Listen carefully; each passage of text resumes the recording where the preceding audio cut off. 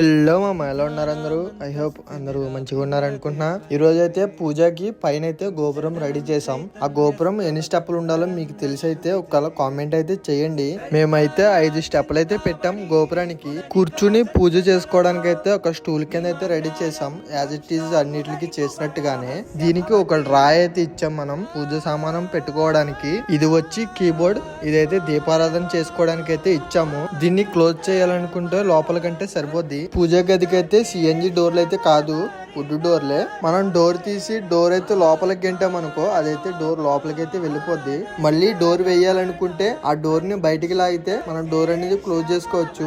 డోర్లు అయితే ఈ విధంగా అయితే చేసాము. ఇంకా కిందన గ్రౌండ్ ఫ్లోర్ లో అయితే ఒక డ్రెస్సింగ్ అయితే రెడీ చేయాలి. అలాగే బాత్రూమ్ లో అయితే క్వార్టర్ టేబుల్ కి ప్యానలింగ్ అయితే చేయాలి.